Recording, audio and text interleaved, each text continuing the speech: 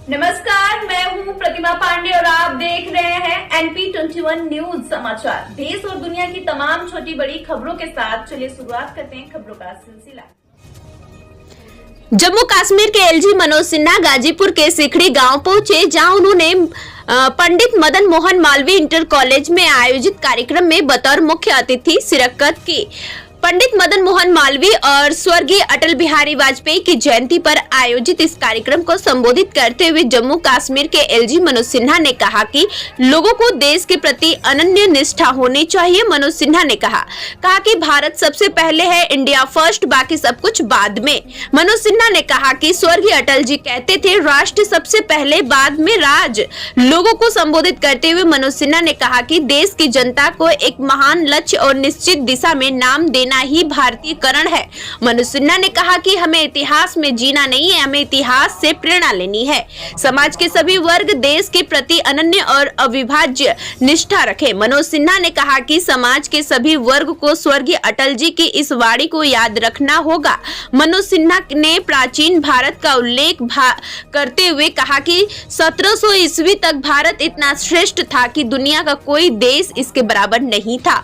आर्थिक, शैक्षिक, सांस्कृतिक और आध्यात्मिक चारों क्षेत्रों में दुनिया के किसी भी देश की ताकत भारत के सामने खड़ा होने की नहीं थी। मनोज सिन्हा ने सिखड़ी के पंडित मदन मोहन मालवीय कॉलेज में आयोजित कार्यक्रम को बतौर मुख्य अतिथि संबोधित कर रहे थे।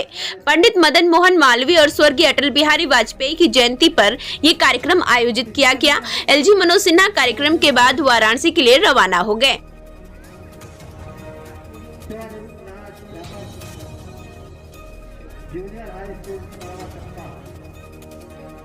आवश्यकता और इसलिए मैंने विचार किया कि आज आपको मैं क्या बात करूं।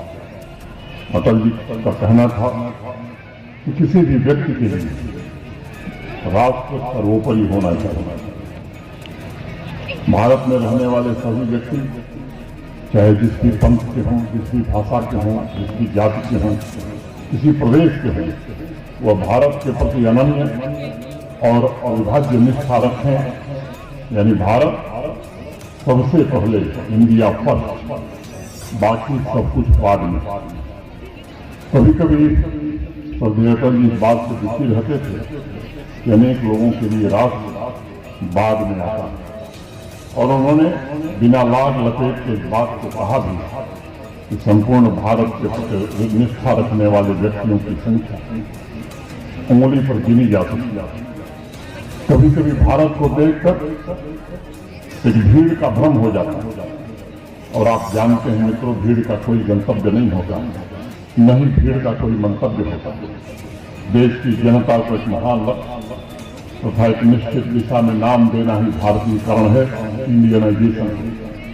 आज जब भारत की विकसित भारत की यात्रा को साकार करने के लिए देशवासी भारत के वर्तमान प्रधानमंत्री आदरणीय नरेंद्र मोदी जी के नेतृत्व में आगे बढ़ रहे हैं, तब समाज के हर एक वर्ग को अटल जी की इस वाणी को सदैव याद रखना होगा। भारत के प्रति संपूर्ण समाज अनन्य और अविभाज्य निष्ठा रखे और उसको स्वावलंबी बनाने के लिए निरंतर काम करे। एक बड़ा सामाजिक कर्तव्य है जो समाज के सभी वर्गों को मिलकर के करना होगा। हमें इतिहास में जीना नहीं है, बल्कि इतिहास से हमें प्रेरणा लेनी है। भारत एक समय था जब विश्व का सबसे शक्तिशाली, सबसे संपन्न राष्ट्र हुआ करता। आज इस बात की पुष्टि हो चुकी है कि भारत के पास जितनी धन दौलत थी, उतने आज दुनिया के जो विकसित देश माने जाते हैं, इंग्लैंड हो, अमेरिका हो, जापान हो, जर्मनी हो, कनाडा हो, या पश्चिमी देशों को मिलाकर ये अगर हम देखते हैं तो भारत इतनी समृद्धि और ताकत उनके पास नहीं है। आर्थिक, सांस्कृतिक, शैक्षिक और आध्यात्मिक इन चारों क्षेत्रों में भारत के सामने खड़ा होने की हैसियत भी किसी दुनिया के किसी देश की नहीं थी। आजकल विदेश में बड़े बड़े लेखक, इतिहासकार और अर्थशास्त्री पुराने दस्तावेजों का अध्ययन कर रहे हैं, और निष्कर्ष क्या है?